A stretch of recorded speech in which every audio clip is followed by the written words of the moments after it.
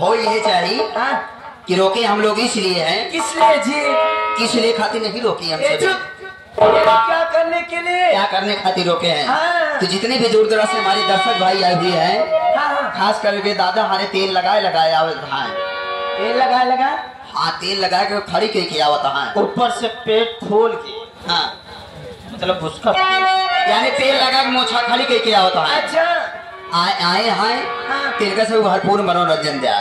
हाँ। काहे चीज से मनोरंजन दे वो पहले बताएगा। छोटा सा डांस हो जाए। डांस नहीं, डांस और गाना के साथ मनोरंजन दीजिए। चलिए ठीक है जी। सामने पाड़े भी हैं। हाँ पाड़े अरे बहुत चहेता हुआ बैठा है। आया सभी किशोर में छोटी सी गजल। ये छोटू हमारी तमन्ना रही हो कि गुरु जी हरन से मिलत। क्या बात है? मिल जाए तो गुरु जी हरन से का कहती है? कदियाओ गुरु।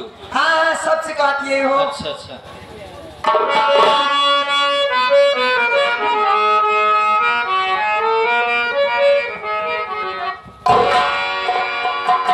मेरी तमन्ना है कि एक मुलाकात कीजिए।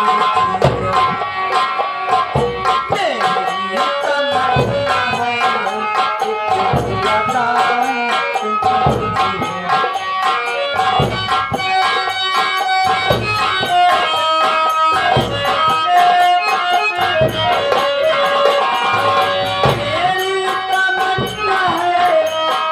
मुलाकात कीजिए।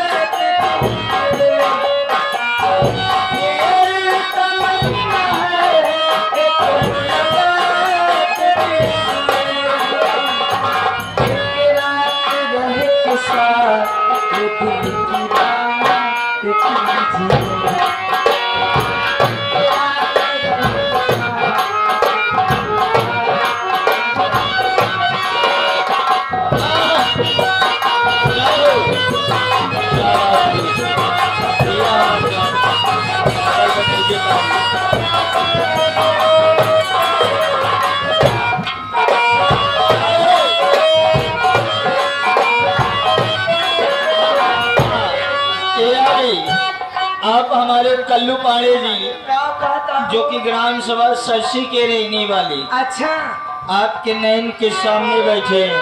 हाँ। आप गुरु जी के लिए, आप गुरु जी की तरफ से अच्छा आपकी मधुर आवाज के जितना भी वर्णन किया जाए, अच्छा ये हृदय से प्रणाम बा। अच्छा ये आपके लिए छोटा सा तोहफा है, अच्छा इसे आप ग्रहण कीजिए। मैं गुरु जी से नमस्ते प्रणाम करती हूँ। क्या बात है, सेवक का नाम है। गुरु जी को नमस्ते करती है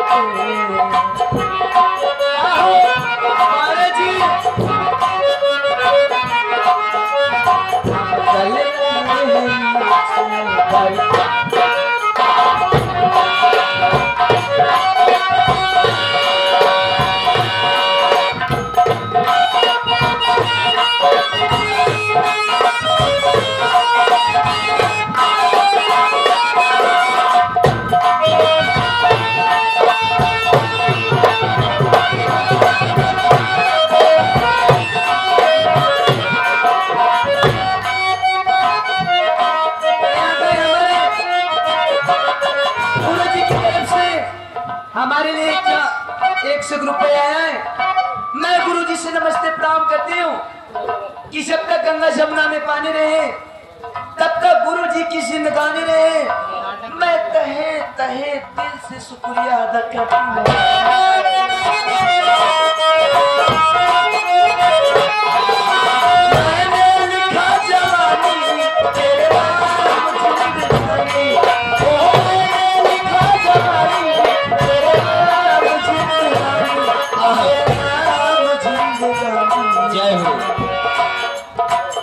और इधर से आगे आप हमारे साथी साथ श्रीमान प्रमादारी सम्मानित मणि महोदय, बड़ा ही सुंदर एवं दिव्य नाम अच्छा। आप आगे हमारे वंशराज सरोज जी पूर्व प्रधान जी।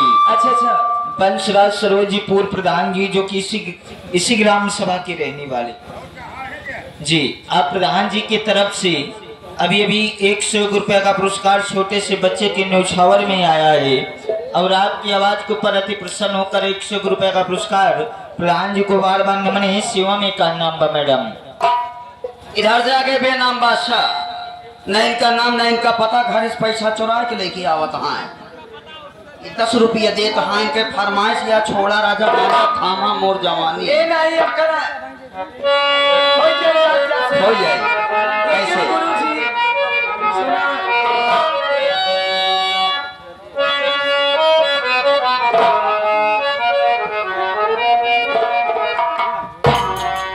कि दिल लेके जा रहे हो, कैसे जिएंगे? ओ दिल लेके जा रहे हो, कैसे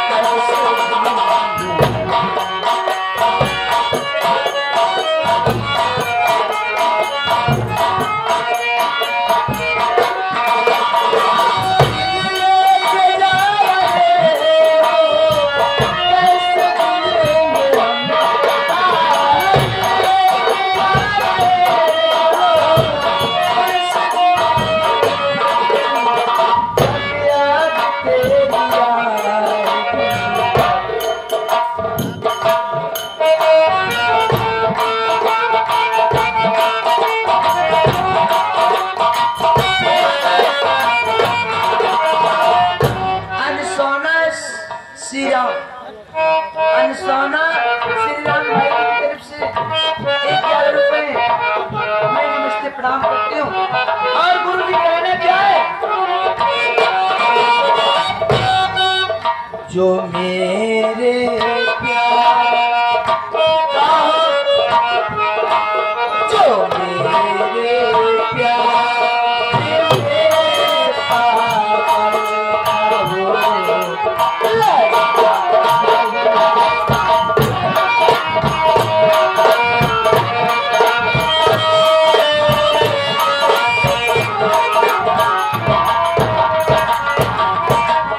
इधर जाके बड़ा ही सम्मानित पुरस्कार आया हुआ है। मारिए श्रीमान हमारे राम जी पटेल जी। ये हमारे राम जी जो कि ग्राम सभा मौलानापुर के रहने वाले, मौलानापुर पावन धरती के रहने वाले, ये हमारे लड़कियों के नाना जी के तरफ से जिस उपलक्ष्य में हम लोग आए हुए यहाँ पर हमारा कार्यक्रम हो रहा है, लड़कियों के नाना के तरफ से, ये हमारे राम जी चाचा जी के तरफ से ये 251 रुपया पुरस्कार दिए हैं। प्रोग्राम देखते हुए ये पार्टी हाथी बहा देती। धन्यवाद। कहना क्या है? ये आगे हमारे श्री राम चाचा ग्राम सभा और सोना की धरती से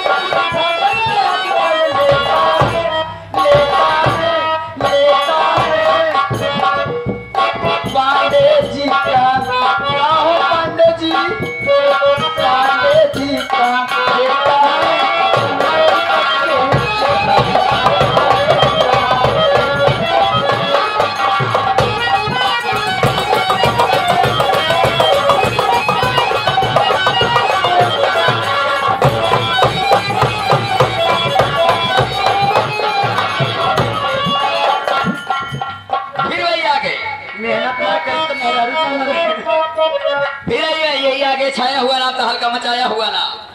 ये आगे हमारे पप्पू भैया सुल्तानपुर वाले। अच्छा, पप्पू भैया सुल्तानपुर वाले। थोड़ा राजा गंजावा समारा मरजावा समारा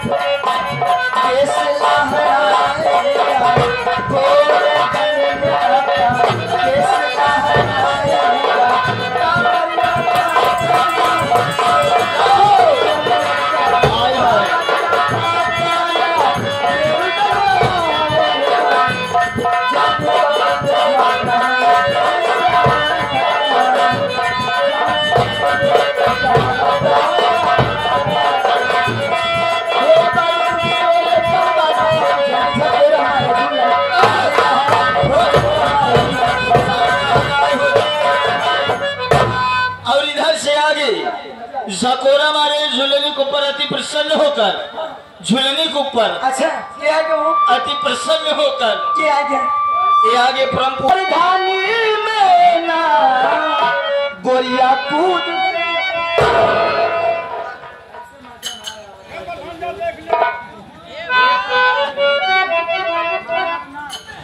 अरे गोरिया कूद गए हम गाठी भर पानी राजा करब पर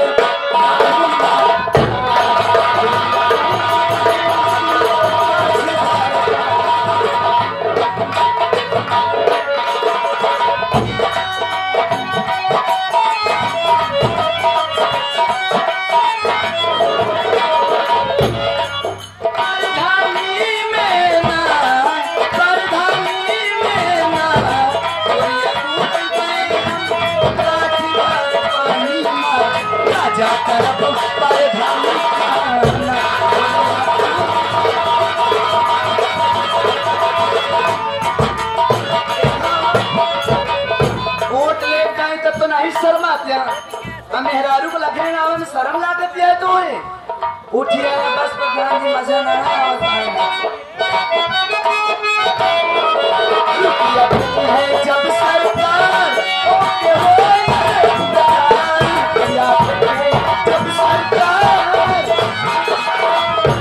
रुपया भेजी है जब सरकार ओके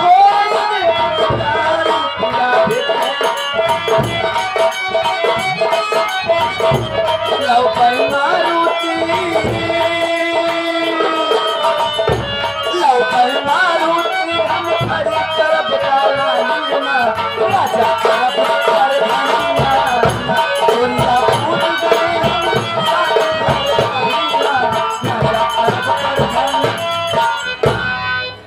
इधर से आगे हमारी श्रीमान वाले जी के प्रधान जी के और माई बहनी हरे आए हैं या भैया बाबू हरे आए सबके देखी जाती यही हो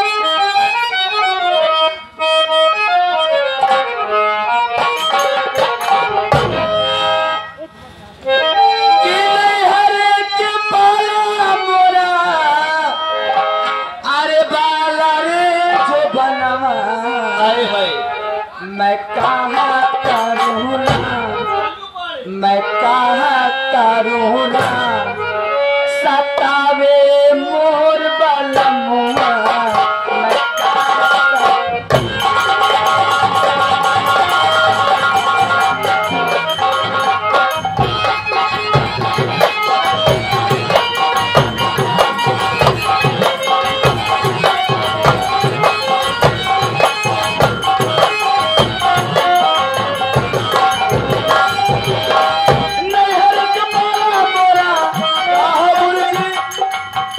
मैं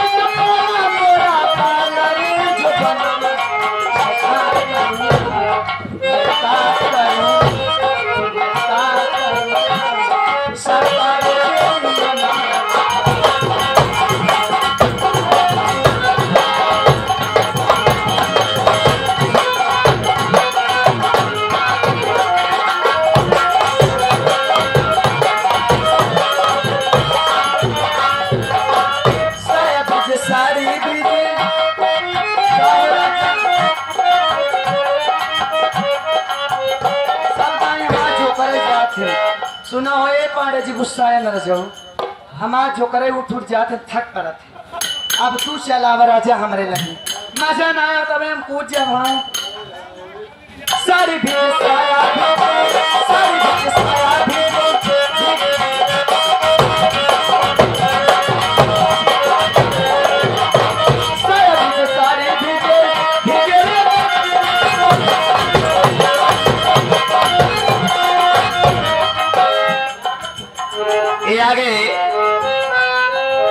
ये आगे मारिए श्रीमान हमारे आलोक भैया।